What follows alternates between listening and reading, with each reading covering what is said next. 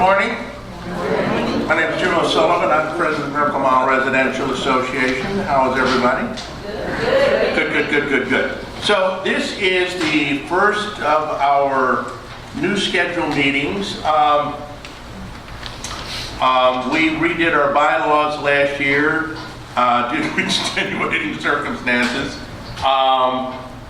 and having a lot to do with the HBOZ. So we hired a law firm to redo the HBOZ, the MMRA bylaws, and we're now operating on them, and we are changing our schedule to a January 1st to December 31st year. It used to be sort of in flux. And we decided to have at the end of the year, which this is, a annual membership meeting, members only meeting. We will start off the year going forward now having the community meeting that we always used to have, where, you know, if it's your first time here, we never checked your name tag at the door, just opened the doors and anybody that lived in the community came in. But we are a membership organization, and so I would ask all of you to keep becoming and being a member and encourage all of your friends to be a member. That's it for right now. So in January or February, somewhere around there, we will have a larger community meeting. I'm sure that the topics will be pretty much the same, and as what we're going to be discussing right now, just maybe elaborate it a little bit more. But I don't know, we'll figure that out when we get to it. We're going to have a Councilman Rue here. I'm not sure if Captain Odo will be able to make it. The whole city's on alert because of the protests that are going on, and I think he's running around trying to keep us safe. And Senior Leader Officer Perry Jones is with us. He's actually on his day off, and it's been a while since I've seen Perry, and so would you welcome Perry? I want to take a second, because people call me and they go, I called Perry Jones, he's on vacation. I mean, how many vacations did he take? And I happen to know, and I asked him, you know, LAPD, they accrue a certain amount of time, and then they have to take time off. You have how many hours? Almost 340 hours of vacation. And you? I have to use 140 more hours before December 31st, or I lose them. So be prepared, I'm going to be on vacation a lot. And I usually will, if there's meetings like this, I'll leave a vacation day and I'll come in, and that's been going on for 3 years. So my Saturdays and Sundays, vacation time is all stacked up. They're forcing me to use them now. So there you go. That's why Officer Perry Jones, our Senior Lead Officer, is on vacation. It's an LAPD policy. And I wish they would go out and hire another 9,000 LAPD officers, because that's what we really need in a city this size. We do need about 18,000 officers, but I don't think they're going to do that anytime soon. So they are working, all of the officers. And same thing goes to the firefighters, LAFD. I mean, they're working around the clock. So anyway, with that, I wanted to just put that out there. We are going to, you know what? We just had our election. Many of you filled out the forms, sent in, and voted for the new board of directors. And I want to announce the new board of directors. It's probably simpler to just say, if you're a board of director, would you please stand up?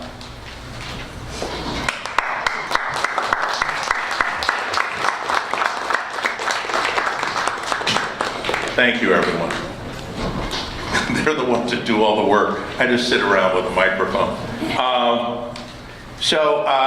We did send out letters to everyone and asked for people to make suggestions, and as it turns out, the board of directors is the same as the board of directors was last year. So anyway, we're going to move on. If you have an agenda, their names are on the back of the agenda, and they really do need to be complimented and noticed. We have one bit of official business that I would like to take care of right at the beginning of our of this meeting. Our old bylaws were done in about 2002. We had a paralegal do them and set it up, and she was great, and we just operated for years and years and years and didn't realize that there were a few flaws and holes in them, which have all been plugged up now. And one of them was that we, in the bylaws, it said, we can have no more than 100 directors. And so we kind of figured that was a little bit stupid. But the board of directors can make changes to the bylaws, but in terms of this and other things, it has to be done at a meeting of the membership. And we are, let me read the official, the section. In regards to section .02 of the MMRA bylaws, which states, the size of the board will not exceed 100 persons. The MMRA board of directors has never exceeded 25 members since our founding in 1983. Currently, there are 19 members. Hence, the motion, which I believe our Vice President Ken Hickson will make and someone will second, is that to revise section .702 to read, the size of the board will not exceed 25 persons. And I will now make that motion. Well, Alice will second that motion.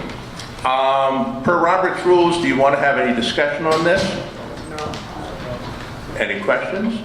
120, terrific. So those of you who are members, would you please signify that you approve of this by raising your hands? Keep them up, and who's going to do the count? Joe, you going to do a count? 1, 2, 3, 4, 5, 6, 7, 8, 9, 10, 11, 12, 13, 15, 16, 17, 18, 19, 20, 22, 23, 24, 25, 26, 27, 28, 29, 30. Okay, 30 yes. Any no's? Any abstains? One abstention. Okay, with that, we will now be able, I believe that's approved, and we can change our bylaws. We will let the people who need to know about that. So, Councilman Rube is going to be here between 10:30 and 11 because he had a prior engagement. So what I'd like to do is spend this time and any time after or even while the councilman is here to discuss a couple of issues. We're going to have a general discussion about safety improvements on 6th Street, LACMA's new museum, but I really would like to get Kelly and Carrie from the Neighborhood Safety Committee. You want to come up here and talk about what you're doing?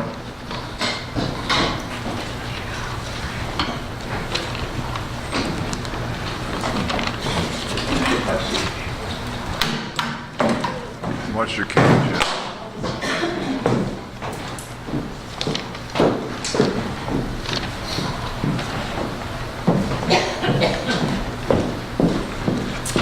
Hello, my name is Kari Garcia, and this is Kelly Perkins, and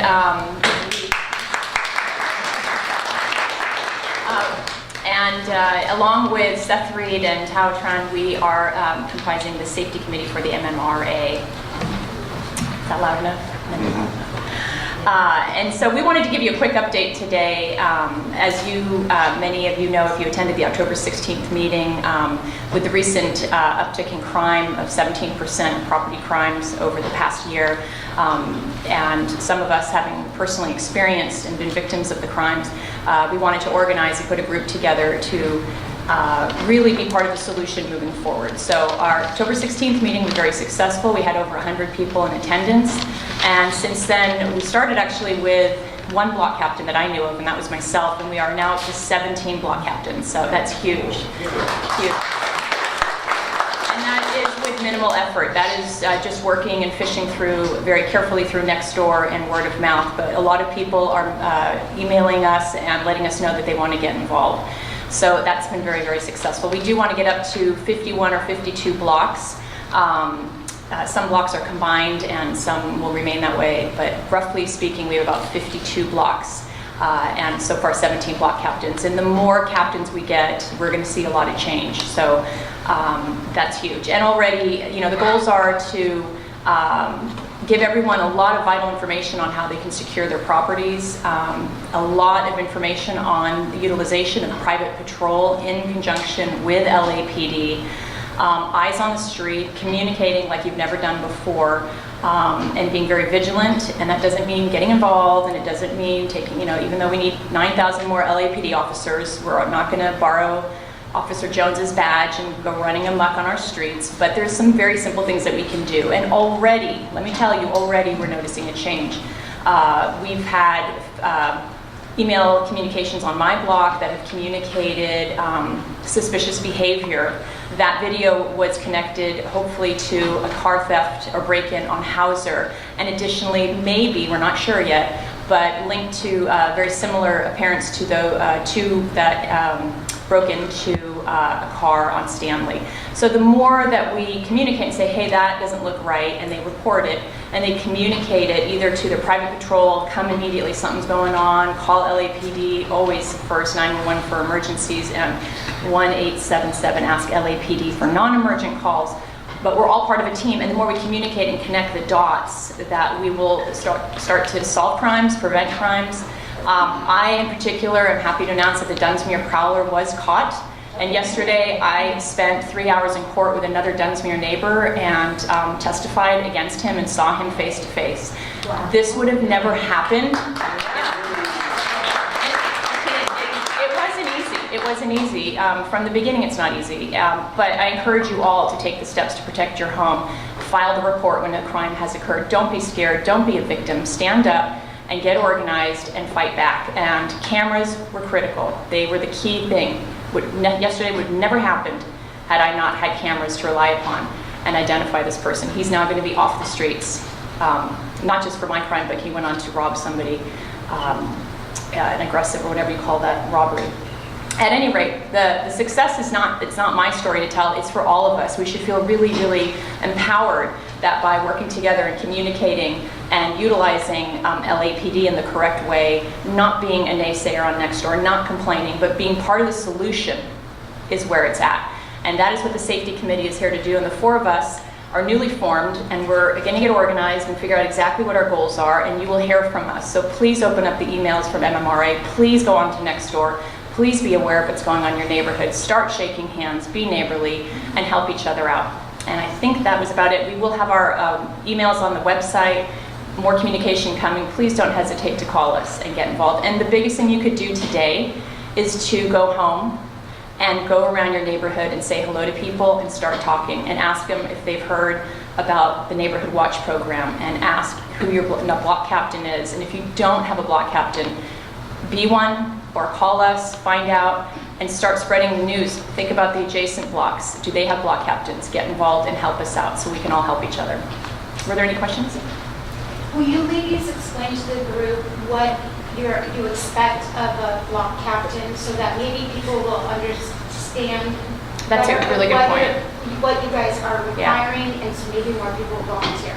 Monthly cocktail parties, just kidding. Block captains at the very minimum would obtain a list, a roster for their block of emails in particular, but having all pertinent information like phone and address and all that, but email, so you can start a group email. If the block captains only do that, they've been hugely successful, because then when the safety committee sends out, advice or alerts or whatever, we can send it out to the block captains, all 52 of them, and then they will disseminate that information to their block.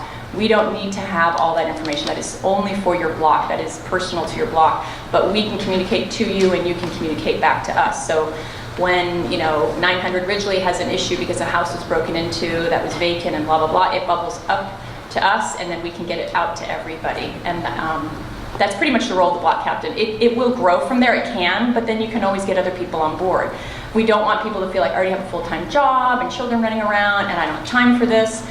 Everybody has time for it, and it's very, very simple. So at the very least, to answer your question, it's getting a roster. You send flyers out, you obtain emails, you group it together in one email and say, welcome, I'm your block captain, this is the purpose of this email thread, and then it just starts the communication. And it will move eventually towards disaster preparedness, because that is very, very big on everybody's list.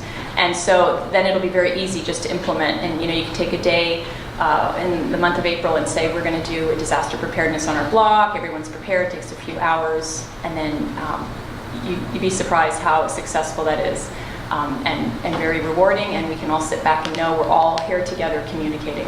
So I hope that answers your question, and it is very, very simple. Very easy to do. Everyone can do it. Yes? I just want to point out that on Nextdoor app, there was somebody that said, and I know we're all involved in this little string, so I just want to use it as an example. Somebody had their car broken into and they said, oh, you know, my car got broken into, I want everybody to know. And several people, including me, said, well, where do you live? Tell us about, give us your information. So that information, then they said, oh, we're on Hauser, you know, and blah, blah, blah. So then from there, other people chipped in information that they had. So this was not on an MMRA string or on a block captain string, but it was so incredibly effective because we got descriptions of people. And I think that's the example you were discussing. We knew from other videos, we had 2 people in hoodies and all of the rest. And I think it was a prime example of how this very simple, easy digital communication spread the info, including photographs or video, on these the incident. Yeah, you're absolutely right, and it's sharing that information. Can you paraphrase what the guest said, because maybe we all couldn't hear him? So He was explaining that through an application or a website rather called nextdoor.com. There's a lot of communication. You can access it on your website, on your phone, as an app, and there's communication specific either to your neighborhood or the surrounding 30 neighborhoods, and information is shared regarding crimes that are committed. And so when a neighbor says, this is a description of the person, I caught it on my camera, that is shared among people who are on Nextdoor app. But if you're not on Nextdoor app, you missed out on the fact that Sycamore block, I think the 1000 block of Sycamore had 3 airbags stolen out of their car within the past 2 days. I think it all actually happened on one night. So what Seth is saying is that this is very vital to share this communication so others can benefit from it, and it's preventative, and also you can connect the dots and give information that's very important to LAPD.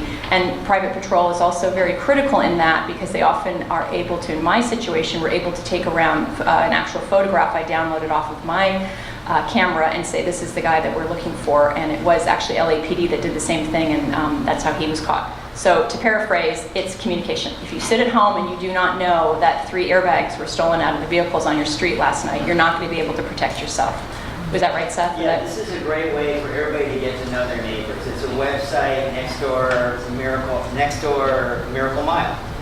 And you just go to the web, just type that in your search bar, you'll get it. And there's a lot of Nextdoors around, but this is our local Miracle Mile. It very roughly corresponds to our MMRA lines also. So it's a great way. I mean, it's filled with a lot of stuff, so don't be distracted by people, looking for their lost cat and all that other stuff. But if you look down the list of all of the little subject lines, you can click on any of those, and then you'll start to dig into all kinds of great info. It just takes a little bit of time to get used to this. You can use it as an app, or you can use it as a website. Right, and so what Seth is also talking about is if you sign up, you're generally linked to 29 neighborhoods, yours and 29 others, I believe. What we're doing for MMRA Safety Committee is that when I post to try to recruit block captains, and who's your block captain? If you've been on the Nextdoor app, you've seen it. It says, who's your block captain? Do you know? You want to find out? And I can specify the general Miracle Mile population by choosing 5 neighborhoods, my own neighborhood and 4 others. And it overlaps just a little bit on the Mid-Wilshire East Division. At any rate, you can see what's happening in your specific neighborhood. And the app is useful in clicking on crime and safety, and you can get rid of all the other topics and yard sales, which are fantastic, but you just say, once a week I want to check in and see what happened in my neighborhood. And we're discussing this with you because right now that is our only vehicle right now until we have the Miracle Mile website up and running with a lot more information, and Neighborhood Watch with a drop-down menu where we have tips on how to protect your home and various ways that you can protect yourself and be part of the Neighborhood Watch. Until then, we are asking for people to sign up for Nextdoor. It's free, and I just have one quick tip on that, and that would be always go into your, and if anyone's not tech savvy like it's hard for me, we will help you out. But you do want to protect yourself by not putting your actual house number. So you need to go in, very easy to sign up, and then you verify it, and then you go back and you take off your house number, and you just are the 1,000 block of Dunsmuir. So I would encourage you to do that. Question in the back. I have a suggestion. Perhaps at the community meeting, 10 minutes could be taken to sort of do a little mini training session on Nextdoor and how one can customize and what it is. Because we have some people here, I'm sure, some of us are not that tech savvy, and they might want to have an update on that. as well. That's a great point. I will definitely make note of that, and we'll discuss it at the meeting. How because that's limited, so that you don't give all the stuff. Yes, exactly. It's a very useful tool, so that's a really good point, and we want everybody. We'll have a little training session at the right times and make it very available, so everybody's able to sign up and be part of it, as well as anything else. We really want everybody involved, so it sounds high-tech, it's not, and we will help everybody else out with it, too. I think that was it. Were there any other questions up there?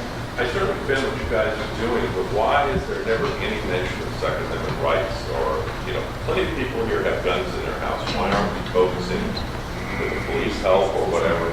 I come from a medical... Gas practice. I hear you. I come from a medical background, and I believe in evidence-based practice. And so what I usually do is I go to the research and determine what is the best strategy for protecting ourselves. And right now, I agree with you, that may be one of them, but that's not, no pun intended, at my fingertips right now. And what is working with you to have all eyes on the street. So that's something we all can consider. But right now, evidence-based to me has shown that preventative measures are number one, and we need to focus on that. But I appreciate your comment. Is that something the police could get involved in? Do you guys get people for training sessions and for rifle ranges? So the question is regarding Second Amendment rights and the benefits of that in protecting yourselves and your neighbors? Asking the officers. Right, and you're asking for him to answer that question? Yeah. I have never, I mean, if we even discussed this in policing, I have never discussed that. I'd have to do some research on that. No, this is the first I've heard of that. We usually go by preventive, and we usually carry the guns, but you're right, you have a Second Amendment right, and that can be addressed. I will do some research and get back to you on that. many people have these in their houses, they need to know how to use them, so we can get out of practice. You know what? Also, I just want to say, were you at the safety meeting that we had a couple weeks ago, October 16th? You should go back and watch the video from that, because Officer Rodriguez did address that a little bit, and there was some good content there, so I would recommend that. Mark, I know that there are many of us in the neighborhood that are aware of Second Amendment, but the MMRA will never take a position on that. And I don't think we'll ever take a position in terms of a safety committee. That is an individual decision for people to make. And we certainly, as a 501c4, will never get into that situation or encourage or discourage or anything else. Any other questions? Yes. Just an observation. I've been a member many years, lived in the neighborhood since '68. Shelley was president years ago, it's been over 30 years now, and I see the evolution of the MMRA has been great. And the fact you got a canned video, you got a web page, now you've got a nurse who's nursing the neighborhood. That's her background, She had time for 4 kids or whatever, and she's now directly involved. And I see where the MMRA is going in general with this kind of cohesiveness. I think it's great. But another observation, the difference between being vigilant and being paranoid. There was a situation in Oklahoma where a lady was riding a bike in the neighborhood, and she was seen by a vigilant neighbor looking down driveways. The police were called, they came, she ended up in handcuffs in the back of a police car, an overzealous policeman. But the idea of being vigilant and being paranoid and judging people by their color, their race, or whatever, and just going overboard with it. There's a fine distinction between putting up a flag of disaster and being vigilant and caring about the right thing. So I say congratulations, Curry and Kelly, good to meet you. And I would have liked bagels in the front.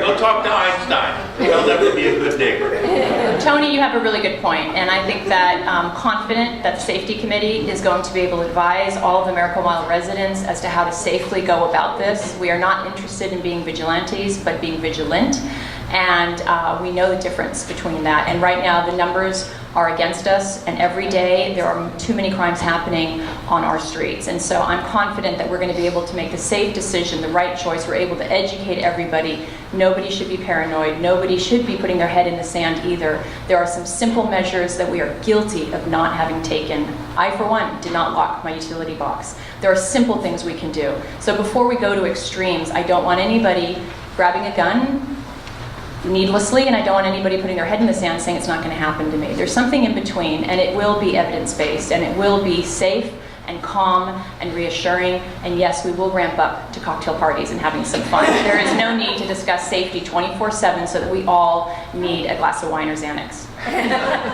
Yes? Just one last quick comment. On Massillon, which happens to be Jim's street and my street, and there's a number of other people here. So we already have this huge email string going. So anything that happens... Speak up, Seth, I'm deaf. Speak up? Yeah, Can't quite hear you. So anything that happens on our street, we're having this giant email string that we talk about. So lately, we've all probably driving me crazy, but we've had these massive conversations about earthquake preparedness, including your gas shutoff valve. To the point that I'm sending pictures like, here's what mine looks like. Somebody else is arranging for, us to get all, as a group, get our gas lines inspected. So it's extremely useful as a group to do this communication. It doesn't just have to do with gun training or with, safety in that way. It also just has to do with everybody getting to know your neighbor and being part of a neighborhood again. And I know I'm kind of beating the drum here really hard, but it feels really good to be like neighbors in our city. Agree. Well, thank you very much, everybody. I'll hand the microphone back to Jim. I just want one quick last thing. Raise your hand if you're going to get involved. Find out who your block captain is and spread the word. So that was raise your hand if you're going to get involved. Find out who your block captain is and spread the word. Thank you all very much.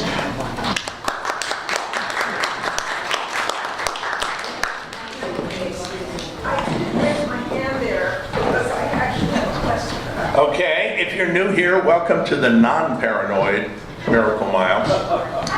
We are. Hold on, she asked you a question. What's the definition of a block? I'm the only house on my block facing 12th Street. What street are you on? Where? Croft? 12th. Oh, 12th Street. Between, So are you on the corner? No, there are two big corner duplexes. I'm the only single family house on my block. Huh. So, that's the point of definition. We basically have 52 blocks, and you will fall wherever you are closest to, whether I don't know what your side streets are, is it? Redondo and Sycamore. So which one are you closer to? Equally close. You'll get picked up by one of them, trust me. We're including everybody. Okay. Okay, I want to move on. I expect Councilman will be here pretty soon. There were a couple other things on our agenda to discuss, and we're not going to get into them deeply, but I just want to give you a heads up. The councilman has a motion out, or he has a plan out, a safety plan for 6th Street, and I want him to discuss it when he gets there. If something happens and he doesn't get here, I will discuss it, tell you what it is. We've actually endorsed it as an organization, the board of directors. But then there's also LACMA's plan to bridge Wilshire with the new museum. We take no position in architecture. We take no position in a whole lot of things. We would look at the museum the same way we would look at the RE when they came in, or Legacy Partners, or any other project, and look at it in terms of what effect it would have on the neighborhood. Parking is an issue, cut through into the neighborhood. So we'll be dividing up the draft environmental impact report just came out a few days ago. We'll be looking at it. I mean, it's a new proposal coming across Wilshire and dropping a leg down on the Spalding lot. I've never quite seen anything like it. And the county is doing the EIR with the city in second position. So we will discuss that, and I think when is that? LACMA's having a meeting on the 7th. I believe it is. The 7th. I'm not sure if we have it up on the website. It's sort of open to talk to people and show you We'll get it out. We'll put it up, or we'll do we'll put it up on the website so that everybody. Mass email. Yeah, or we'll put it out in an email. But I know I've been starting to get questions on it and just want to assure everybody that in terms of our approach to the museum, it's, we love museums. And this is a novel new idea, and we will look at it. But again, we're going to look at it from the position of, are they providing enough parking? Parking is very important. Are they will people be cutting through the neighborhoods in order to get to the museum? Because that's a big issue. And I'm sure there'll be other things that will, raise their head, but usually, noise will be a big issue for a lot of people. It's going to be a huge issue for the condominium project at Spalding because it's going to butt right up against them. And I'm sure we'll find other issues, but, I can't think of a project in the Miracle Mile that we have not eventually approved of or made peace with, including the Academy. We had issues with that, and we're finally, but they were about parking. It was about parking and cutting through the neighborhood. I don't care what it looks like. The only one I cared about was the Peterson. And come to accept it, kind of like it now, so it's very weird. For all of mine, it doesn't go with the CDO. So I just wanted to bring that up and let you know that, and we may hold community meetings. I think the EIR, the draft EIR is due sometime in the middle of December. I think it's December 15th. Yeah, and that's going to be hard. It's going to require a lot of time. It's a smaller EIR. It's only about, it's a little less than 4,000 pages. The Metro was up to 12,000. So we're used to, Ken and I and a few of us are used to digging into these things and looking at them. So we'll do our best and we'll report out and just keep looking for the emails and look at the web page.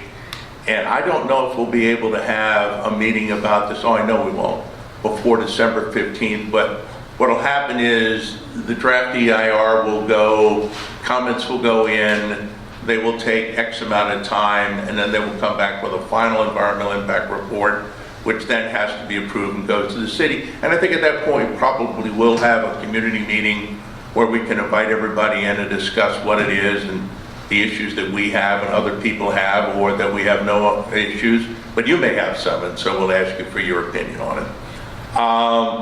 That's pretty much it. I do want to wait until... Can I ask Officer Jones? Yes, Officer Jones. Senior Lead Officer. Pardon me.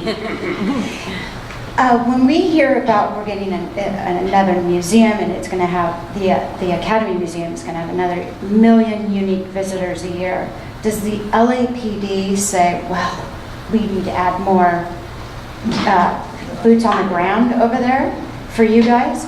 Or is it just the same, we have the same today as we will have next year as tomorrow? I mean, do we have any extra personnel? You're referring to the officers that are in your division? Let me handle that. Okay. No. Just wanted to know. No. LAPD will comment, LAFD will comment, all of the city agencies will comment, but they comment at a environmental level having to do with the California Environmental Quality Act. Never gets down to the level. We're the ones at the level that have to report in to say, these are our concerns. And we'll have concerns north of 6th Street also, and north of Wilshire, there'll be residents there will have concerns. I'm going to wait a few minutes. If the councilman doesn't show up, he wasn't scheduled till 11, but he said he would try to get earlier. I'll get into the 6th Street proposal, but this is perfect time to say, what questions do you have of us? With our brand new, spanking new January to December membership. I would like to know, Where's the microphone? Do we have a mic? Ishmael was going somewhere, I'm not sure where, but. Oh, it's on the ground. Thank you. Kimberly left it in. No, lady to the right had her hand first.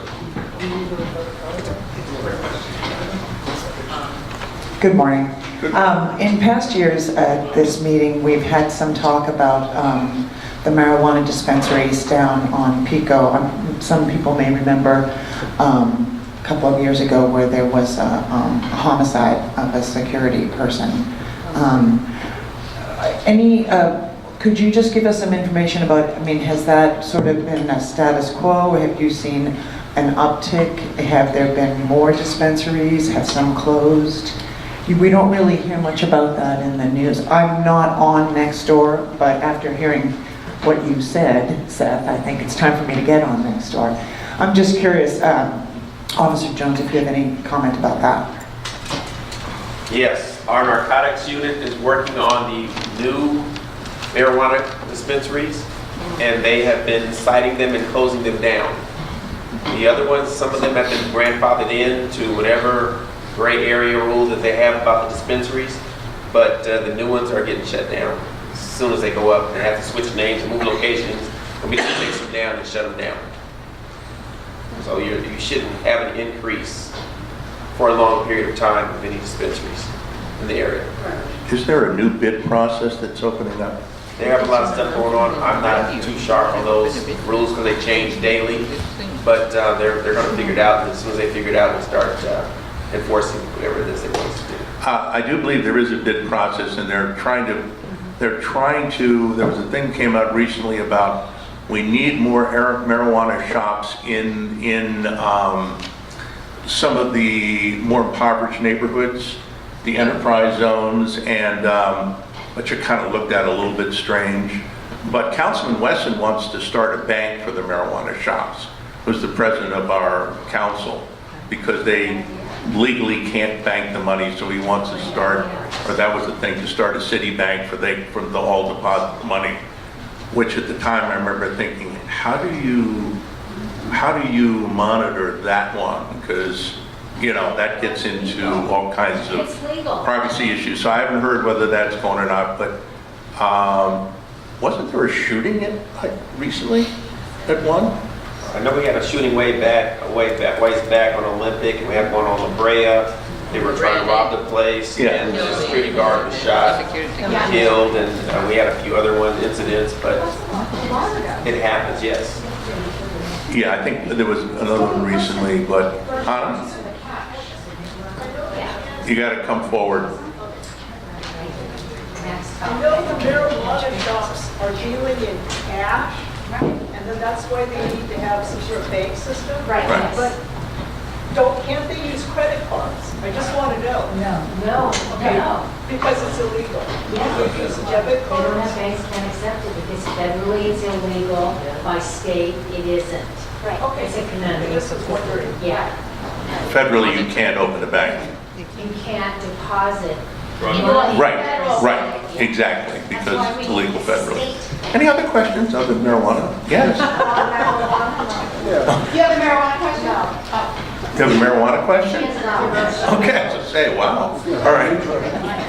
So, Use the mic. I'd like to know, and I have made this request of the councilman's office many times and not received a response. How do I find out the name of the new owners of the house next door to me, which has been under construction since May 9th? I've had to call the police several times because people are living in the garage or smoking marijuana, and the police respond. But meanwhile, it's an annoyance to us right next door. We're on Cochrane Avenue. And I'd like to get in touch with the owner to find out what their intentions are. The house has been semi-demolished, and nobody's making a move to continue on. Semi-demolished? Yes. Where's the house? 938 South Cochrane, right next door to me. I'm at We know about that one. It's a royal nuisance. Jim, I think, actually, I think there's a permit pull on that, I believe. You know what, if you will email me, Jim, I think Mark Zaka might know some information about Mark, this. okay, Mark, go ahead, Wait for the mic. because it's not the councilman. I think you're referring to the house that's 2 in from the corner of Olympic. Yeah, they were doing work with further work above and beyond their permits. So the city stopped it until they could work something out with them. So that's it. So it might be a while, but I know they're working a solution to that. So that was building and safety stopped it? Yes. Okay. But this is the information I've been requesting. What was that? This is the information I have tried to request from the councilman's office, and I get no response. And that's my problem. But this isn't a councilman thing, this is an LA building, Department of Building and But Safety. see, I'm finding that out now. Here's The the purpose of my call to the councilman was to get information. He's not responding, I feel Okay. that's completely irresponsible. I would like to ask everyone here who contacts the councilman to please CC me on whatever you're doing. Huh? I use a phone. I don't use email. You don't do email. I don't know what to do about that. You can't CC me. Look, you know, I made this, look, I supported David. I still support him. I made the suggestion to people, especially in Hollywood, there are sections there that are just like crazed that, you know, he's not answering this, he's not answering that. And I know it's sometimes it's true and sometimes it isn't. But I made the request to go down and spend the day in any council office and watch what they handle with the staff that they have. And then you go to the city. I'm not pushing you up. What I'm telling you is it is chaos down there, and they're dealing with city stuff, state stuff, federal stuff. And I know he has a large staff, but when you call in, I'm not sure. I'll try to find out. I mean, he will be here. I spoke in person with Catherine Chambers. Flanders. At Yeah. the last meeting in October. And she was to call me back. She promised. She wrote everything down and never called back. Before her, it was Julia. You know what? She should be here today. I can just tell you that that's why I was saying CC me, because fairly, you know, I get a response. Yes, go ahead. Carrie. I'm just curious, I understand your concern, I know the house you're talking about. I'm just wondering, So everybody can hear. all right, I understand, I know the house you're talking about, and I understand your concern. Is your concern safety related? Because you mentioned something about squatters or somebody that, okay, so Officer Jones, could you address that as far as how, as a neighborhood, we can handle something like that if there are people, or is that even in your jurisdiction, people who are illegally on private property, isn't that considered trespassing? And then how would you advise us? Is that what you're asking? Yes, the police came last week and all they did was arrest them. They handled like shooting others. You know, if you're going to have a crosstalk, then Perry Jones doesn't get to chime in. Okay, whenever there's an issue like that, you contact us.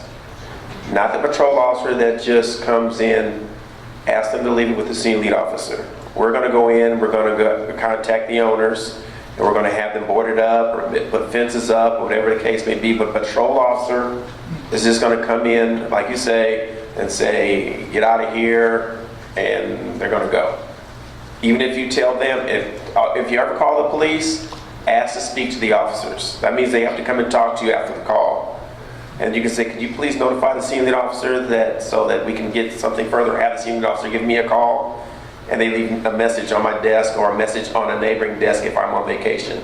And they will get an officer out there that can handle the problem. But a patrol officer is not going to handle that in 5 minutes when he goes and handles the call. I spoke with Officer Taff about that last week, so. I spoke with Officer Taff about that last week. And Taft will meet with me on Monday about that. All right. He will. I went there. I went to the station, and I waited for someone to come and talk to me. You talk to the right person. Taft is going to get that information. And I'm going to meet with you afterwards. We're going to talk about that. you mentioned fences around that property. Just to clarify, that house, the entire house, was fenced and gated. Then on Labor Day, somebody came and removed all of those gates and fences and told me they had to remove them because the city would not grant their permits to continue until the gates came down. You're saying they gotta put gates up. I was using that as an example. Oh, okay. Thank you. I don't know the That exact makes situation sense. on that property, but it'll be addressed when I get over there. It's a catch-22. Terrific. Yes, Shelley.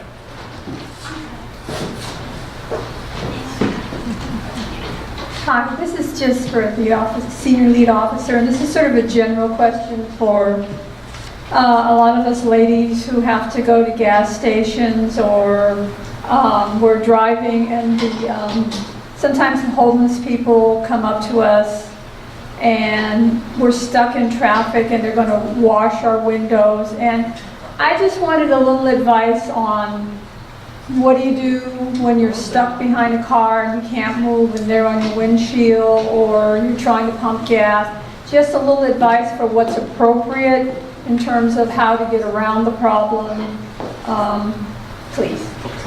Keep your windows rolled up, do not make contact with them, ignore them, no thank you, and just ignore them. Do not keep giving them money, do not continue to do these things because they will continue to stay and antagonize you the entire time. So I do the same thing. We all confront with that. Just ignore them and keep going unless you want to give them money. But if they're right in front of your window, just when the light turns. The light turns, start edging forward. They'll move. Blow your horn, move on. Yes? I think the councilman is flying in at the moment, but I think we can take one or two more questions. Seth, hold on, I gotta get some people over here. Kevin? I'll ask you. Yeah, Lead Officer Jones, I asked you this question about a month or so ago down at the station house, but when we hear of prowlers or burglars being apprehended, how does the community, let's say those people who have had their things or cars broken into or homes broken into, how does the neighborhood find out, let's say, what's the disposition of what happens to these people? Or you said that when people steal things, they're fenced very, very quickly. Does the police department put out a listing of things that were recovered? Or how can people who suspect they've had things stolen find out if they can recover stolen items when prowlers or burglars have been apprehended? 90% of the time, we cannot return items because they can't be identified.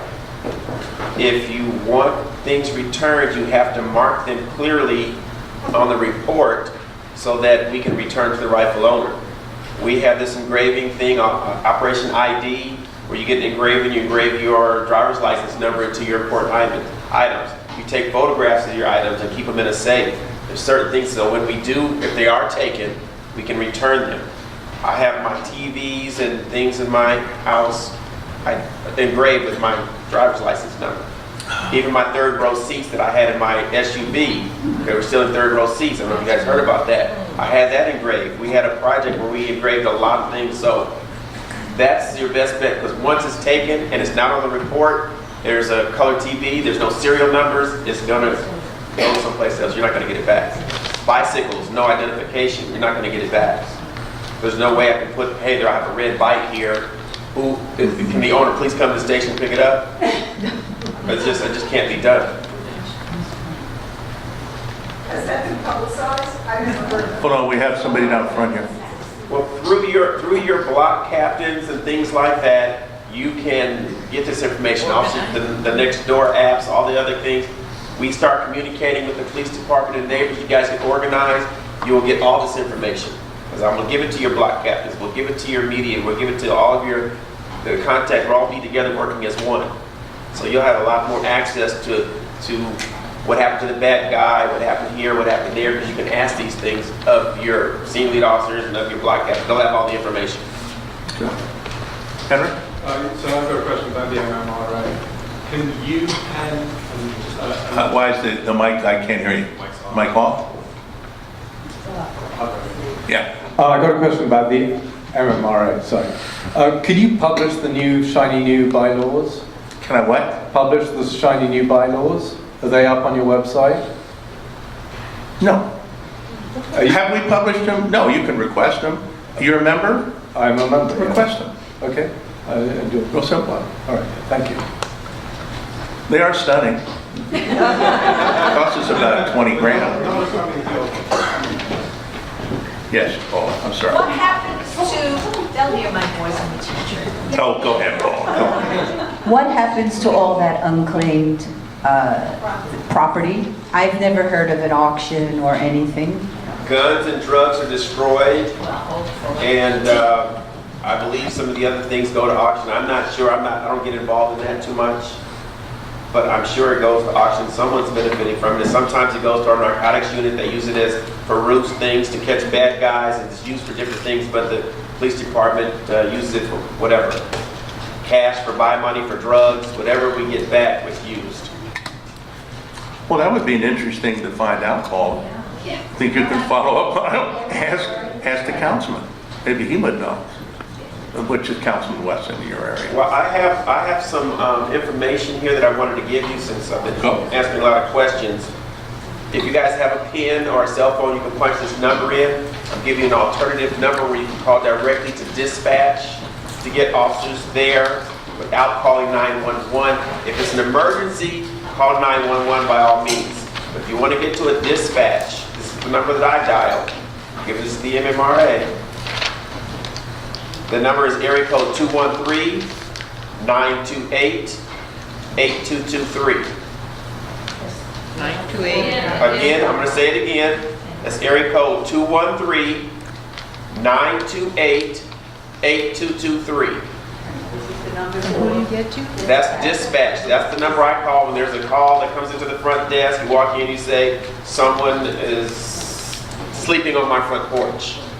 And I want the police to come out and take them away or get them away from you. The non-emergency stuff. You have the Ask LAPD number, but this is another option that you can use. Okay? And then I would like to give out my cell phone number. Are you sure? Are you sure? I'm going to be back from vacation here and there, and if I'm on vacation, there'll be a referral number to one of my senior lead officers. But does anyone need the dispatch number again? Yes. Okay, dispatch number 213-928-8223. Is that non-emergency? That's non-emergency. If it's an emergency, call 911. It's the same office, but this line will get you the non-emergencies. Okay, now my cell phone number. You're generous. 213-793-0782. Can you repeat that after? I'm going to do it 3 times. Maybe even 4. Okay, 213-793-0782. That's 2. Excuse me, officer? Yes. What's your full name? Perry Jones. That's P as in Paul, ERRY-JONES. Oh, I'm Jones too. Awesome. Your family. Let me ask you, I live on a house between Olympic and San Vicente. What is the direct line to the station of the police? I have to look that up. What is the what? The direct phone number to the police station? Direct line. Oh, at Wilshire Division? Okay, it's the front desk is 213-473-0476. Okay. And also, if you ever need a senior lead officer's cell phone number, we have a Wilshire, what is it called? We're online. You go to LAPD Wilshire online, and all the senior lead, you click on senior lead officers, and all our names and pictures and phone numbers come up on the website. That's a Wilshire, LAPD Wilshire Division.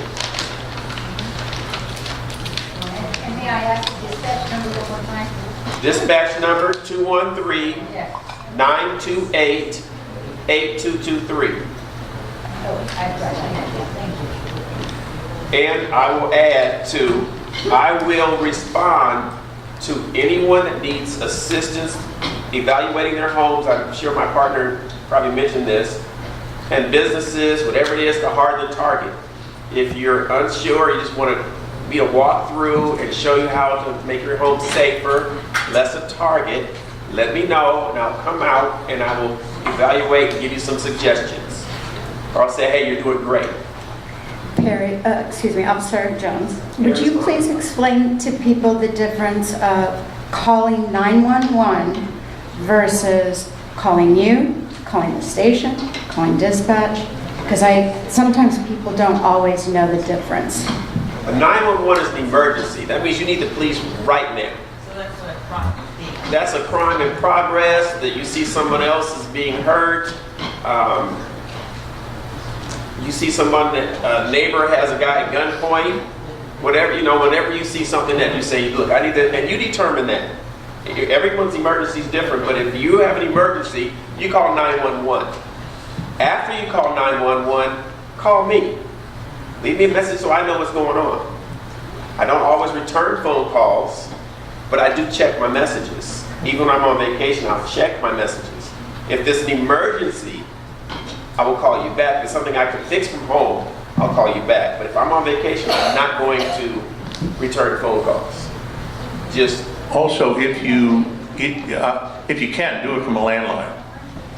Landline for 911 goes through faster. Cell phone goes to the state police and has to be transferred, so it takes longer. And with that, we have Councilman David Rue.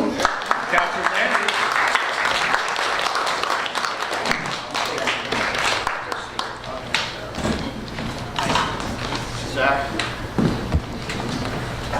Great.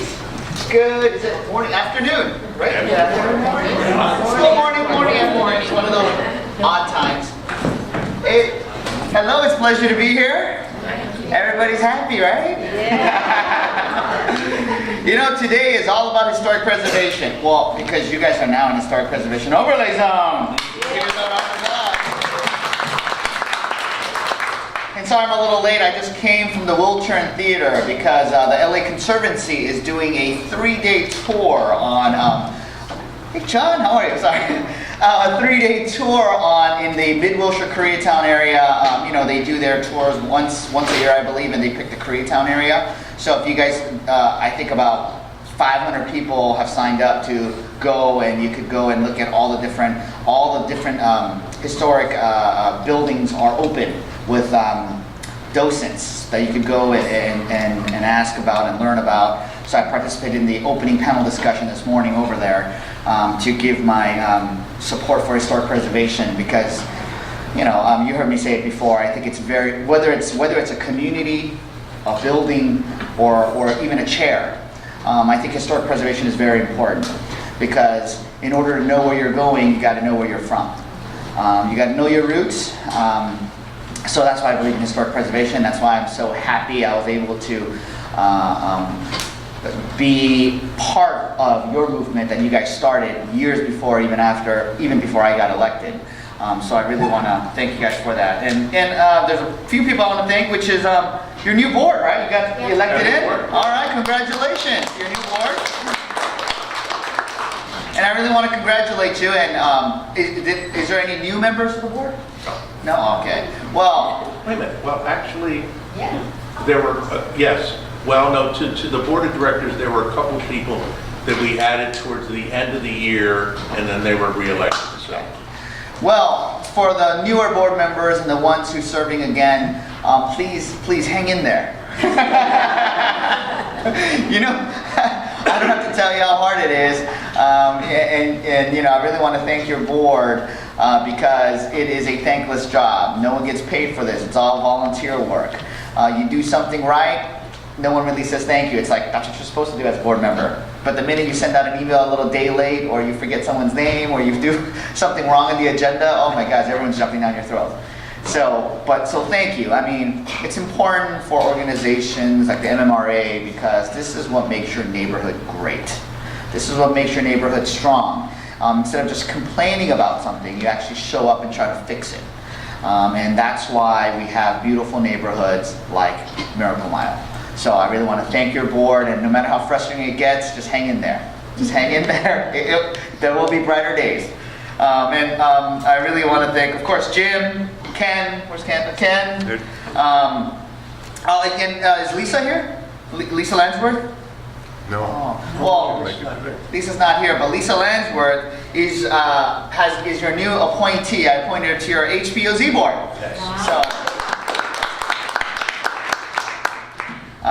And I also want to thank Mark. Is Mark here? Yes. Mark, thank you, Mark. Thank you for all your patience and all your work. And I really appreciate it. And he really deserves a round of applause. And is Carrie and Kelly here? Yes. How are you, Carrie? How are you? And is Kelly Perkins here? Yeah. The dynamic duo. I really want to thank Carrie for really, and this is what I mean by your neighborhood stepping up. And I know you just spoke with the senior lead officer. Thank you so much for being here. Historic preservation is important. All the traffic concerns, the purple line, all these things are important. But all of that doesn't exist without first having public safety. Mm-hmm. That is the root fundamental. I mean, we have the luxury of, discussing, fighting for all these other issues. So public safety is the utmost important thing, and that's why, in the city of LA, the police department can't do it alone. I am constantly fighting, and that's why I've been in city council for 2 years now.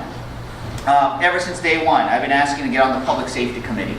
I finally got on the public safety committee because I know police, fire, whether it's a natural disaster, whether it's crime, it is the most important thing.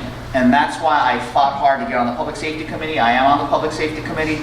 Every year during budget cycle, we're always fighting for more police support for police and fire, whether it's budget, whether it's resource with actual budget dollars, more positions, whatever it is. I want to support it because you know how the system works, and the basic cars, there's not enough cars out there, which is why no matter what we do in the city of LA, we need your help. And that's why neighborhood watches are so important. Is that the be-all, end-all solution? Of course not.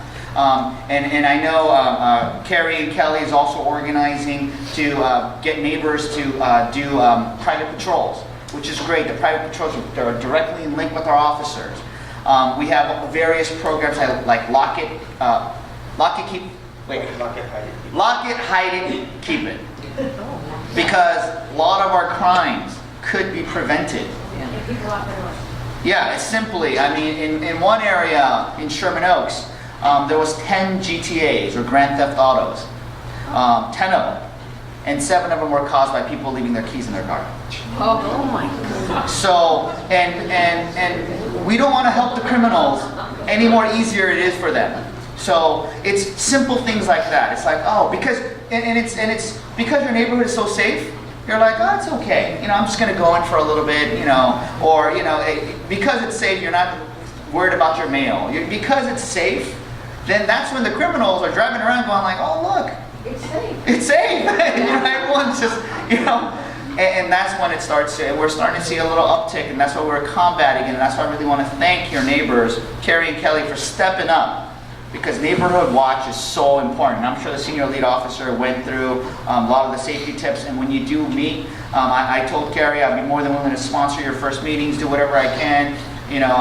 Buy coffee and cake, if that's whatever it takes for more people to get involved. Because there's lots of things about cameras. For example, just one of the many tips that the LAPD will tell you is, it's not just a camera at your door for the face. Getting the criminal's face doesn't help. It's not like TV in the movies where we have facial recognition and no, it doesn't work that way. They would also say, yes, it's great to have the face, but also angle your camera so you could get a whole block, your whole neighbors. Because when there's a crime, the LAPD goes through and tries to go through all the license plates. So when the burglar, whoever it is, the criminal comes and drives through, then it's those license plates that they want to get. And that license plate and doing it through their cars is a much better way of catching the criminal than the face. Because the face doesn't show you, unless they have a little name tag here with their address and their name and all of that. No. So that's why it's simple tips like that. It's about neighbors helping neighbors. The more video cameras you have, the more angles you get. So it's simple tips like that, and that's what Neighborhood Watch is for. It's about getting together. I'm so glad that, Carrie was on it, and we were able to apprehend the prowler that was at her house. But we have to be vigilant, and we need to work together. A couple other things I want to say, but I'm just going to leave it at that because I'm just going to leave it for questions. I said on 6th Street. So I thought you might want to handle Sure. the safety thing on 6th Street we was talking about. I want to thank Jim and many of your board members for coming out because we did have a informational session / town hall type. Was it 2 weekends ago? Yeah. 2 weekends ago at Pan Pacific Park regarding 6th Street from Highland to La Brea. No, I'm sorry, La Brea to Fairfax. Right. Sorry about that. Yeah, from La Brea to Fairfax on 6th Street. As we know, we in the city of Los Angeles are trying to make sure we have 0 pedestrian fatalities, and we have a Vision Zero program, and it is very, very important to make sure our streets are safe, especially for pedestrians and children. And there are many ways on doing that. And one of your neighbors to your west wanted for me to explore, because there has been there was unfortunately some traffic fatalities, pedestrian fatalities on 6th Street from this stretch from La Brea to Fairfax. Three in the past 4 years, I believe. 4 years. Which is alarming. No fatality, no accident, no injury is. We want to be as preventable as possible. So some of your neighbors here west was asking my office to consider safety measures, and they researched it on their own, and they wanted a road diet. Now, I'm not opposed to considering a road diet, but so I had them study it, and for me, a road diet is a little bit more intensive. It has more resources. I want to make sure that we tackle the actual problem. And in the 3 traffic fatalities that occurred on 6th Street, it wasn't based on speed. It was actually left turns on a particular street, right? So it was, do you remember exactly what street? Catherine, what street was it? It's 6th and Hauser. So 2 of those fatalities occurred on 6th and Hauser, and they were both left turns. So a road diet helps with speed, reducing speed mitigation. So if we really want to, the data is clear. 6th and Hauser is a problem. So we're fixing 6th and Hauser. We're doing more continental crosswalks. We're doing dedicated left turn lanes. We're doing all these other things for visibility. The longer stretch on 6th Street, we're putting in a crosswalk. There's all these other things that were recommended, which I am inclined to adopt and push through. Again, road diet could be considered in the future, but right now, as you guys know, and you guys have been so patient with the Purple Line construction, where Wilshire is constricted and sometimes closed, right? I don't think now is the time to constrict 6th Street. And of course, we have the Academy Museum, which is being built. LACMA is going to eventually break ground as well. So right now I don't think is the right time to reduce lanes on 6th Street. But there is a safety issue there, and I am addressing it, which I presented in the various options, and that's where I got a lot of community feedback. And I appreciate everyone from MMRA who came and gave us your input. We still have an online survey. Oh, and we still have an online survey that we're taking comments and feedback. So if you have any comments or any thoughts on it, you could go online. Which website? Is it our website? If you go to my website, you could just Google my name or go david.rue at lacity.org. And if you go to my website, you could see the link. You could see the 3 options, the current, how the street looks like now. What I'm recommending is option A, right? Yeah, option A with all the different mitigations, safety mitigations to help address the current situation.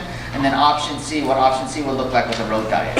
So please put your comment in. If you have any other ideas on option A or option B and you want to see some more tweaks, this is your time, this is your opportunity. You could call my office, but the easiest thing would be to just email us your concerns and your thoughts. So it's open for another 2 weeks? Yes. 7th, I think. 7th? The November 7th. Yeah, so just go to my website and I'd love to hear, and please, if you have a feeling on whether you support the intermediary step of safety precautions or the road diet, I would love to hear from you. What is a road diet? I'm sorry? Oh, road diet, okay, yeah, thank you. I just assume sometimes I'm so used to throwing out acronyms and things. So road diet is exactly what it is. It gives the road a diet. It slims it down. So for example, 6th Street has two lanes going eastbound and 2 lanes going westbound. So a road diet would, so the #1 cause for pedestrian fatalities is speed. So a vehicle traveling 20 miles an hour, the odds of survival is something like 80%. If the vehicle is driving at 40 miles per hour, your odds of survival goes down tremendously. So, in order to prevent pedestrian fatalities from auto collisions is to slow down speed. So how do you slow down speed? If you restrict the lanes in a way causing a little bit more traffic, it slows down cars. So a road diet means it takes 2 lanes, east and westbound. You have 1 lane eastbound, 1 lane westbound, and 1 center lane for turns. And then the remainder could be used for pedestrians. You could extend the sidewalk to make it more pedestrian friendly, or you could put in a bike lane. And road diets are most synonymous with bike lanes, but it's not necessarily always the case. The extra room could be for parking, it could be for, like I said, extended sidewalks, a variety of uses, but obviously a bike lane is more because you have extra space. So that's what a road diet is. And that's why I'm saying at this point, while I would consider it in the future, right now with Wilshire the way it is, I don't think it's very smart because it's already constructed with all the traffic going to 8th Street and 6th Street, and of course through your neighborhoods too, right? So that's one of the reasons. Yes. I just want to say that on 8th Street and Sierra Bonita, a stop sign got added recently, and it's made a huge difference, at least from my point of view. I see that street back up like crazy now, and it's still a very rough intersection at the corner of 8th and Massillon with all the people coming out of the office buildings and actually heading to Olympic. So they're heading south. And it gets crazy right at our corner, right at that corner there. But the sign at 8th and Sierra Bonita has really changed the traffic pattern. It's caused people to really slow down a lot because they used to really get a lot of speed going. Yeah. Like they would hit 60 on 8th. Wow. So. Can you take that for a second? Yeah. That could be a solution. I was going to reintroduce that as soon as we got through all of this stuff. We were told by LADOT that we couldn't have one at Maslin, we couldn't have one at several other streets. So I was very surprised when Sierra Bonita got one, and they did speed test. So I'm actually going to ask that whatever funds are left over in our traffic thing be used to have maybe Gibson or somebody else to do the speed test on all of the other streets. What they found out on Sierra Bonita was they were well over the 85th percentile, so it needed a stop sign there. We've advocated all along that there should be a stop sign at every street. Like if you go north on Hauser and you turn right on 2nd Street, there's a stop sign everywhere between Hauser and La Brea, and it just does slow it down. So I'm about to roll that out again and ask for DOT to take another look and to do a test. Just so you know, the board of the MMRA supported David's motion. We also, with the option A, we also asked for pedestrian-controlled crossing lights at the crosswalks, and there are some out there with flashing LED lights, which are really extraordinary. And I think the current plan might removed some of the parking on 6th Street, and we said that that had to be replaced because some of those are in preferential parking district 78 and can't afford to lose any. And I think Catherine and a few other people had some ideas on how that could be replaced. But all in all, I thought it was a good plan. Thank you. Is on the same question? Speaking of road diet, on Wilshire Boulevard, once the metro goes in, are those islands going to be replaced? Yes. Yes, yes. You mean on the ends? On the, yeah. Yes, of course, yes. Yeah. David, back to Maslin and 8th Street. Rather than even get a speed test, can't we just get some continental crosswalks? We do have a park right there, and especially a children's park. So I see mothers with strollers having to play Frogger, and it just terrifies me. Is it possible just to get the stripes without having to spend all the money on the testing, so that could be more immediate? Yes, and Catherine is taking notes, and I've been working closely with your board on the various stop signs. And before anything, whether it's a stop sign, and we're putting in speed bumps finally, in many of the areas as well. Something that was promised by previous developers. My office tracked them down, and we got some money, and we're putting in speed bumps as well. Okay, and but you know, one thing about stop signs, Department of Transportation comes back and sometimes they say, you know, we don't recommend it there, and I take their recommendation into account, and I ask them why.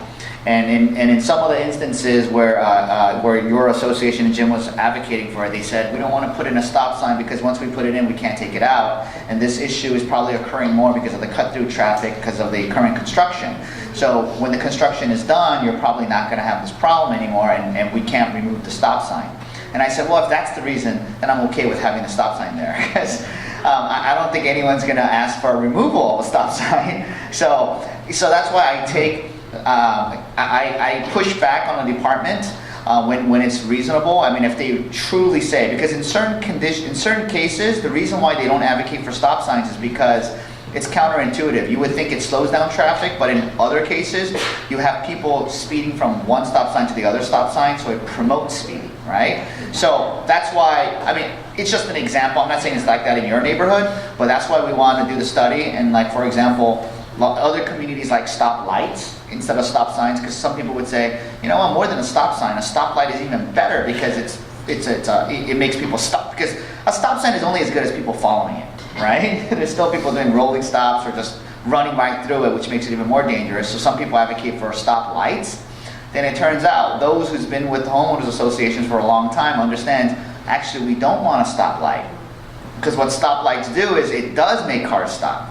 However, it also promotes cut-through traffic, because now people go like, oh, I can make a left here because there's a stoplight, right? So these are the things, that's why we do studies. And I know sometimes it takes a while, but I mean, I definitely push back all the time when I don't think their reasoning is good enough. But I'm more than willing to look at these intersections, continental crosswalks. I'd love to do continental crosswalks everywhere. And what a continental crosswalk is something very, very simple. You know, the crosswalks, there's the white lines. Of course, they're brighter and wider, but studies have shown that, you know, if the crosswalk is going like this, you know, there's a white line here. I don't know if you guys noticed. Yeah. If you just push the white line back a few more feet, because the drivers, while you're driving, whether it's subconsciously or consciously, you see the white line and you start stopping. So if you have a longer distance from that white line to the actual crossing area, it makes that much of a difference. Simple concept, right? And because right now, if you look at the older crosswalks, that white line to where the people cross is maybe like a feet or 2 feet, but it's extending that further back. And that's all a continental crosswalk is, and that saves lives. Okay, wait, she's been... Okay.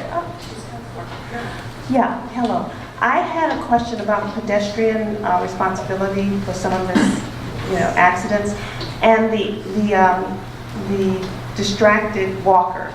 You know, and in Hawaii, I think in Honolulu now, they are going to give tickets to the distracted walker, because I saw a hit and run, and the person was crossing with his cell phone.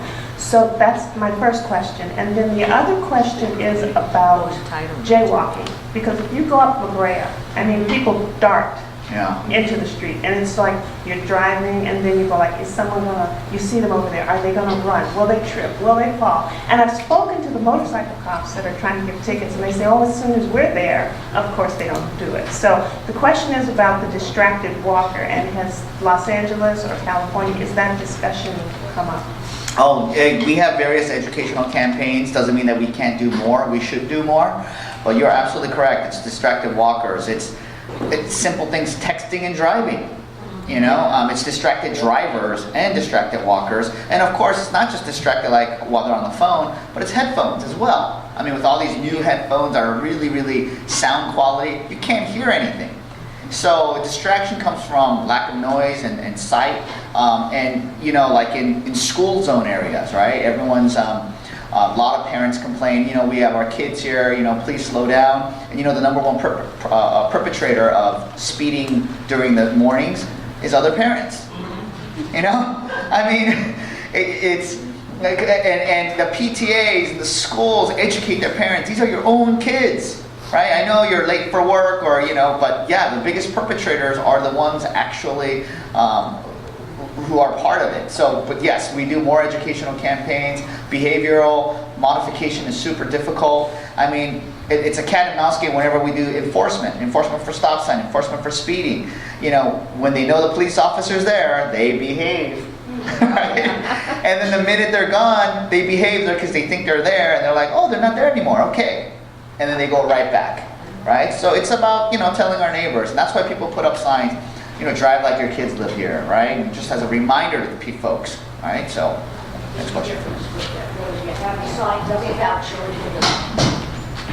Thank you. All right, so speaking of 8th Street and schools, I assembled some neighbors. Henry is right here, and Hamid also is over here. So we met with the principal and VP at Cathedral Chapel, and I live right across the street, and we are all cornered, and we all witness this high-speed traffic on 8th Street. So I'll add that we see an enormous amount of exotic cars, for example, the Jags and Maseratis, and I'm thinking none of our neighbors can afford those.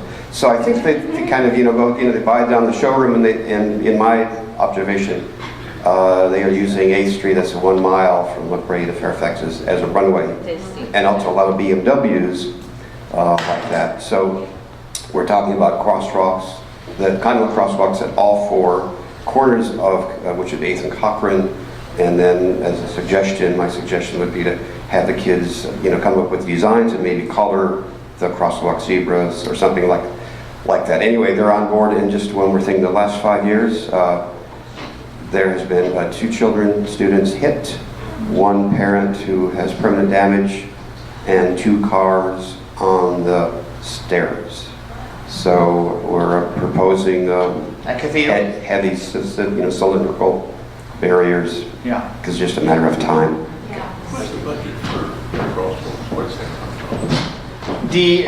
It's Bureau of Street Services. Well, it's part of the Department of Transportation, but yes, those are usually the easiest to do because it's just paint. But, you know, and actually one thing that you talked about is getting different designs in crosswalks, right? I'm all for that. It is weird, I don't understand the Department of Transportation policy, because they told us in certain areas we were trying to do that, and they said they can't do it. And then we went to like another area in Silver Lake, and we're like, what are you talking about? It's right here. So we're, yeah, no, but I think that's a great, because in certain areas they really decorate. And I think it adds character too. I mean, of course, all within the reason of the Historic Preservation Overlay Zone. If it does, I don't think it mandates anything on that. Yeah, but but agreed. It does need to be marked better that these are little children at this school. Okay. Hi. I was live on a house between Olympic and Sun Vicinity. I'm going to bring up this important incident happened in the year 2012. Middle of the night, there's a man driving home because they have those curving sign. When you are drunk, you cannot see that because the house is a very curving street. You know what happened? He hit the street light, the whole street light collapsed, and then hit the fire hydrant, and then go into my neighborhood lawn. He tried to escape, but he cannot get out. So we called the fire department to stop the water.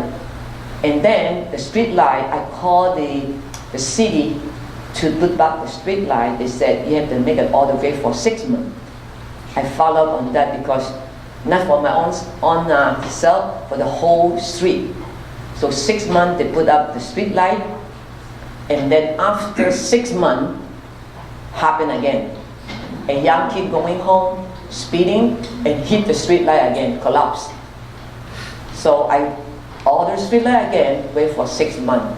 So what I did, I talked to my neighborhood to put up those yellow posts, but it's not proper. So I talked to the Department of Transportation to request a metal rail on the curb. Now what they responded is said, nobody put metal rail on the street curb. Only for the deep canyon. Said no, no, no, because when people drive fast speeding, so they was said put a bump. No, I don't like that. So I keep on calling, follow up.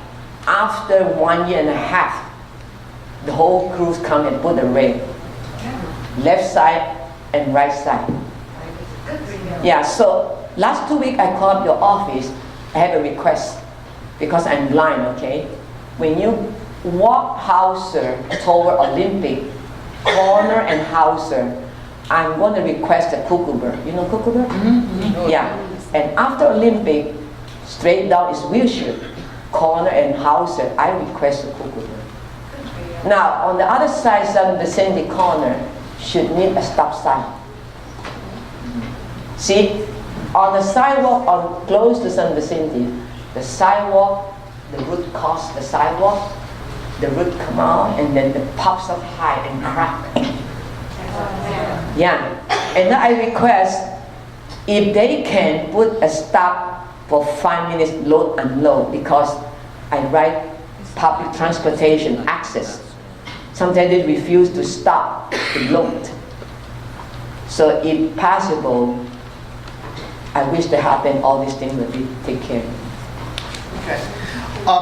The access request for the sidewalk, you've already made that request, right? Yeah, even sometimes they get into my driveway, some I refuse. Okay. Yeah, 2013 I filed with the access. You know what? I get councilman deputy from Labon office. They help me out, and then the Department of Transportation and the Department of ADA, American Disability Act Department. They help me. The other side access, they send somebody. I fight with them. I won. They send a deputy to the street to watch the traffic. There's nothing wrong. Right. And ask me to wait down to San Vicente, the corner. Middle of the night, you expect me to walk down there? No.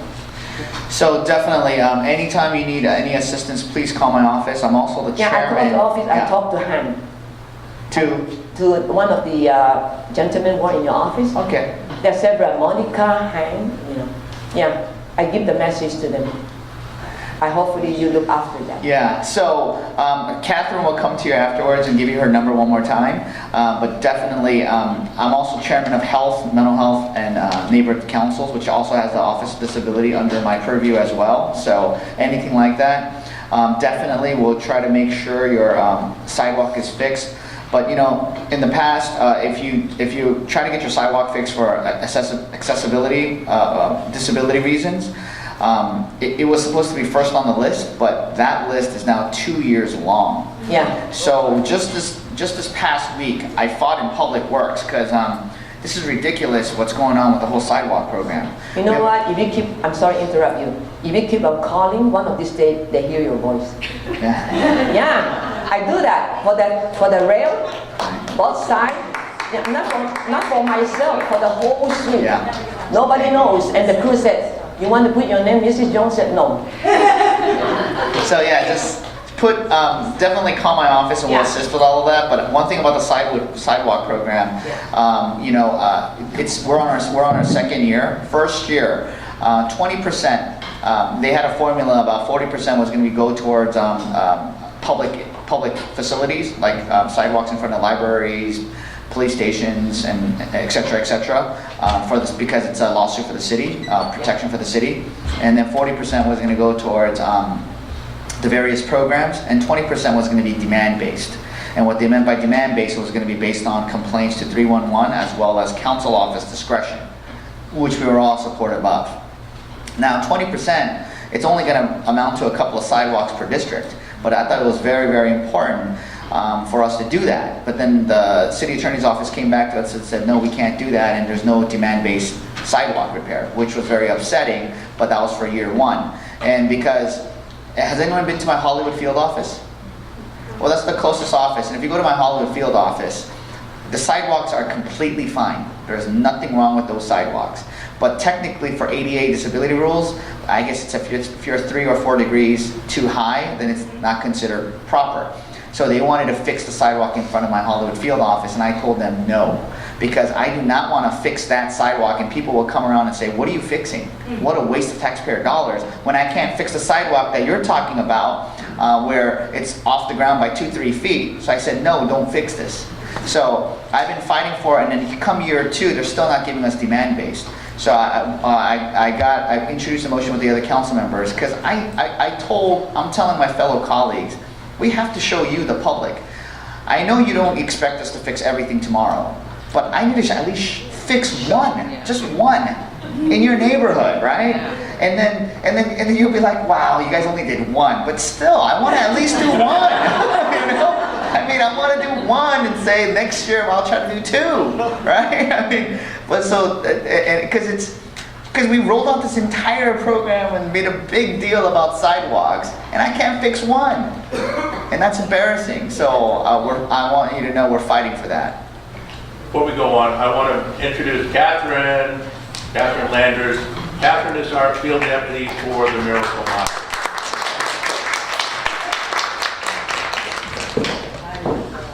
I'd just like to ask a question about how the sidewalk fixes and the trees interact, because I have right in front of my house a ficus tree, which has lifted the sidewalk like about, I don't know, 6-10 feet of sidewalk, 18 inches, not 2-3 feet yet, but it's getting there. And it makes it very hard to walk, and it also makes it very hard to pull out of the driveway.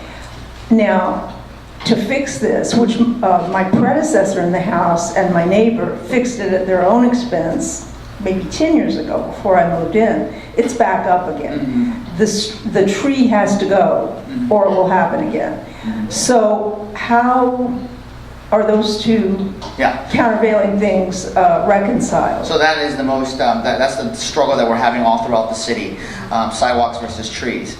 Because you know, we have a huge advocacy for tree canopy, for a tree canopy and having green in our cities. Oh, but you know, now I remember we did fix one sidewalk in Miracle Mile, right? It was on the one in front of the condo. I think that's on the list. Yeah, you're working on it. Yeah. Gallery at Spalding and right. Spalding, yes, Spalding. Right. We're gonna fix that big one. It's like 2 feet. Yeah, that's a huge one. Now this is the and we do have a 50-50 program. I said if you go through our access program, it's a 2-year wait, but there's still a 50-50 program, and we raised the cap to up to 10,000. So it's pretty much going to cover whatever you spend up to 50%. You have to front the money first, and the city will reimburse you up to 50%.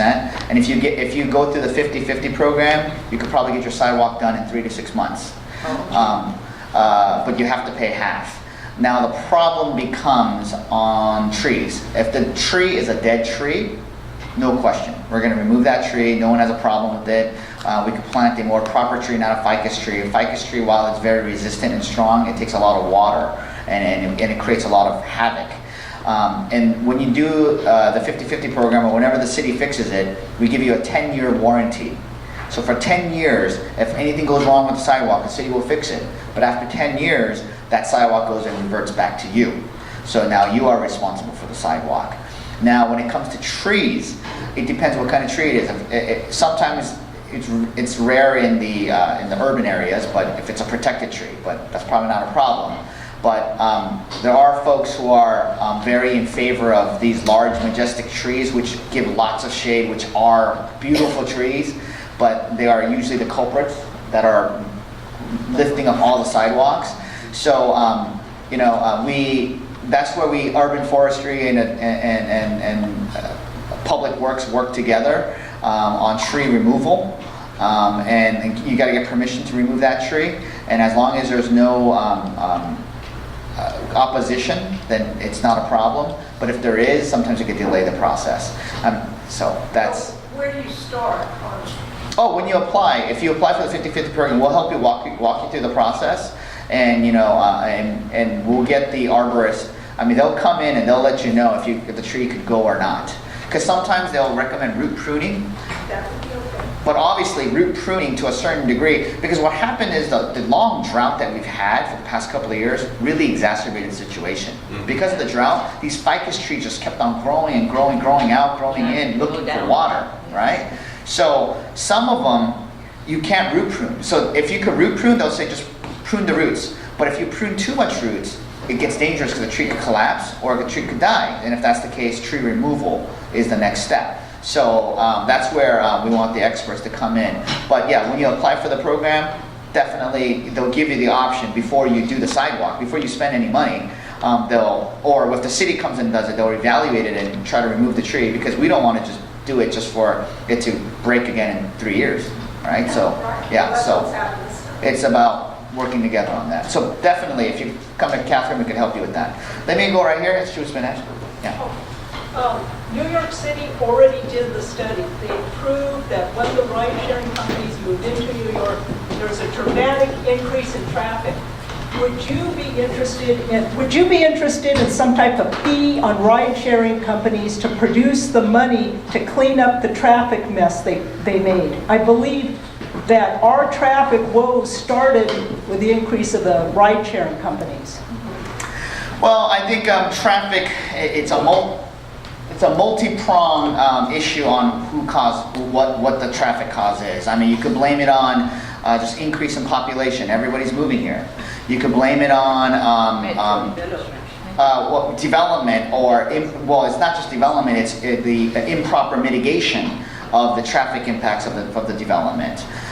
You could blame it on Waze, Google Waze, right, that are directing folks to wrong areas. And recently, Waze changed their algorithm that flattened everything. Because if you look on the Thomas Guide, the old Thomas Guide, it shows you there's where the streets are and where the streets are supposed to be, but streets don't exist there, right? It's a paper street. But Waze doesn't differentiate that, so we've been having a huge problem like near the Hollywood Bowl, where Waze is telling drivers, oh, you can go through here when it's a dead end, right? So there's all these things. So Waze is partially the blame. Single car drivers. I mean, honestly, that's the #1 culprit. The fact that we don't have a mass transit system. That's why we're building the Purple Line. Now, all of these issues must be tackled together. Just because we build a Purple Line, traffic isn't going to disappear. Just because we have better traffic mitigations for development, traffic isn't going to disappear. But I am I am open to charging. We actually do charge Uber and Waze at LAX, and it's a huge revenue generator. I am the leading proponent on all types of new technologies. I don't know what's going to work. I did the motion on autonomous driving, which currently exists. I support Uber, Lyft, car share, bike share, all of it. Not because I think it's great. I want to know what system's going to work, right? If it's not going to work, let's test it out. If it's not going to work, let's get it out. But we got to figure out how. I mean, Uber, Lyft has been giving more accessibility for those who are disabled, those who are seniors, from being more mobile. So it's a double-edged sword, because when autonomous driving comes, it could actually create more traffic. That's why we need to properly plan for it. Because autonomous driving will give freedom to those who never had that freedom. So if everyone starts driving, and if the price point is low, no one's going to take public transit. So it's about properly planning for these new technologies. And figuring out what's going to work. Car share, there's all sorts of different variations, and I've been introducing all of it. So I am for whatever fees. I am completely for that. I think Uber, Lyfts are. I mean, I'm having trouble just trying to institute Uber, Lyft stations at new developments. or any kind of new or any existing projects, because we want to make it flowing better, right? Because we don't want Uber, Lyft drivers, as they do, to stop anywhere, right? I mean, that's a real pain. And dangerous. And this is where we're trying to figure out what is the new model. And the one good thing about it is because I'm championing all these new technologies, I'm not endorsing them yet, but I'm saying let's do it. Google Waze has been working with me. Because Google, by the way, is going to launch because Waze app, it's a private app. We can't force them to do anything. And they're on public streets. We can't force them not to, or we can't force people to not use it. And it's not just Waze. Google bought Waze, so pretty much all GPS systems have a version of Waze. So if you use any kind of GPS system, you're in a way you're contributing to the problem, right? But they don't work with us. We got to ask very nicely, but recently they hired 2 new staff to work with my office because Google is going to enter into car share technology as well. They're going to introduce their new car share technology, and guess who the champion of car share technology is? Me. So they're trying to be nice to me. They still haven't been that nice, but we're trying to work with them. But yes, I agree with it. I have a question. As Wilshire is getting dug up and repaved and restriped, I saw today on my way in this morning that there was a Continental crosswalk right here, where was it? 2 blocks over, I think it was. But the rest of them just have the one stripe. Is it possible as they start fixing and repairing Wilshire and moving to mandate that every intersection have the Continental? Yes, I would hope they would do that. I think Continental crosswalks is almost a standard bearer now, because anytime we redo it, we redo a street, and when we repave a street, we try to do it as a Continental crosswalk. So definitely. Well, that's really great news because I've been trying to champion this for years and I've gotten a lot of nothing. So that's great. Kimberly, another question. Now we're going to have to wrap it up with you. I promised the council. Thank you very much for being here.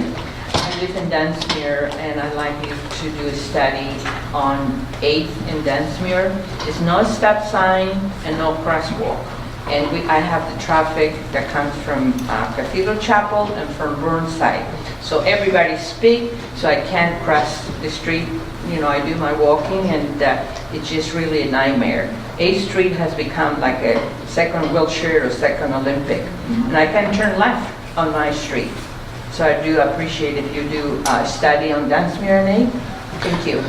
Catherine, are we already looking at 8th and Dunsmuir? Yeah. We are, right? Yeah. So we are doing, we've been working with MMRA, your board, and we've been trying to do a more extensive study in the whole area. So, and that's included. Great. If I can just add to that, DOT have approved 4-way stop. Oh, okay. Thank you. See, they know more than I do. Dunsmuir and 8th. Yeah. So yes, we've been. Trust me, I think they covered every crosswalk at this point. Yeah, literally. We started with 2 stop signs, right? You actually requested like 3, and we got you 2. No, you've gotten us 4. No, I mean I'm saying about a year ago when we first started this endeavor. Yeah. So and then we've been going pretty much. Yeah. But I want to praise your office because since you've come into office, we've added 5 new all-way stop signs in the Miracle Mile. Yeah. And I know it's not easy.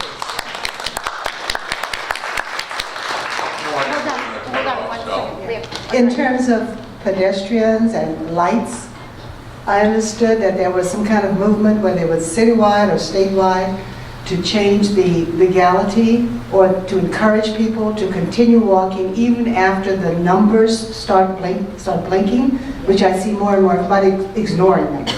So it's like people will start walking at 5 or 6 and they're not even going to cross a narrow street unless they're running. But what's the situation with that? Because I understood there was so much, started in downtown LA, I guess, people were so incensed because they were getting tickets for doing this, that there was this movement to basically ignore those numbers, which is endangering to both pedestrians and also drivers. Yeah, can you comment on what's the current law on that? When the light starts flashing, don't walk. It doesn't mean run. It means don't walk. So when it starts flashing, that means you're supposed to stay on the curb. So when they start walking after it starts flashing, we write a ticket. Yeah. So, and that was a huge controversy, I recall, because, yeah, technically when it starts flashing or when the numbers, On the countdown. It counts down. and when it counts down, you're not supposed to cross the street. That's right. You could get a ticket. You could get a ticket. But then that's very controversial because then, you know, but yes, that was, yeah, we're looking at all, but that's a state law. There's nobody to give a ticket. I've never seen anybody get it. Hi. Was talking about sidewalk, talking about, you know, crosswalks and so on. We're talking about Dunsmere. There've been 3 accidents in the past couple of weeks. 2 at Dunsmere and Olympic, 1 at Cochrane and Olympic. And apparently, I read somewhere next door neighbor that someone suggested it was speeding in the curb lane. Now, I've noticed, living in the area, since the earthquake, when the Santa Monica Freeway went down, Olympic has become a true speedway. And I think traffic control has got a lot to do keeping the speed down on Olympic. It's a main thoroughfare. Trying to get out of Dunsmere and Burnside and Ridgely is totally difficult. And it's really unsafe. And the fact that there have been 3 accidents in the past couple of weeks in that area, I think something should be looked at regarding traffic flow along Olympic. There's a lot of speeding going on. Thank you. In the new mobility plan 2035, Olympic is a 10. Transportation enhanced networks, it's only going to get worse. I hate to tell you that. It's going to be like a mini freeway there. I'm working on it. You know, about a decade ago, there was a movement of trying to make Olympic one way, which was stopped, right? If that went one way, that would have been even more, it would have been truly a mini freeway. But that was obviously stopped. That's because I sued you.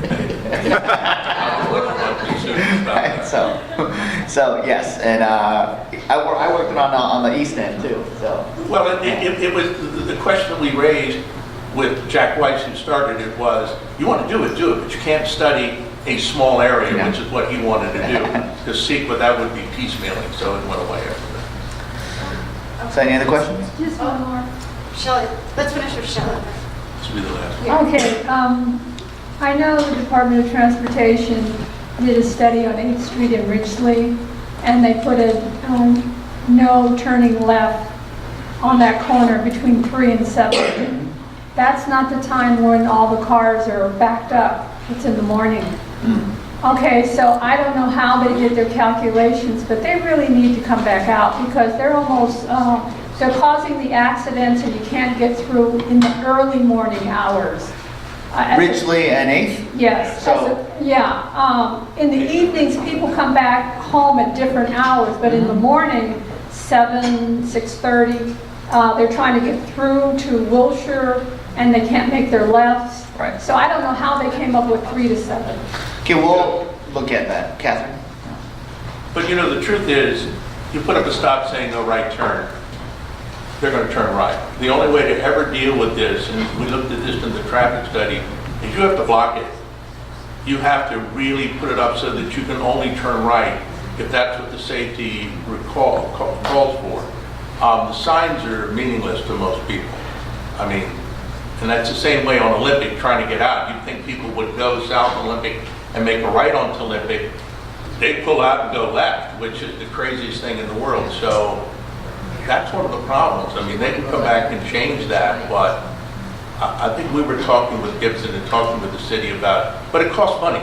Those things cost so much money to have a divider in the street where you can only go right and then you can only enter from tremendous amounts of money. We as an organization don't have it.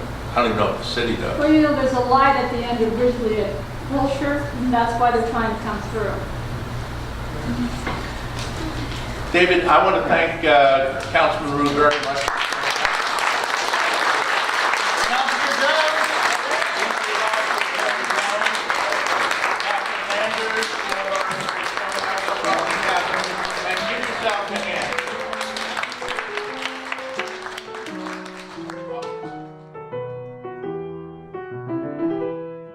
Thank you.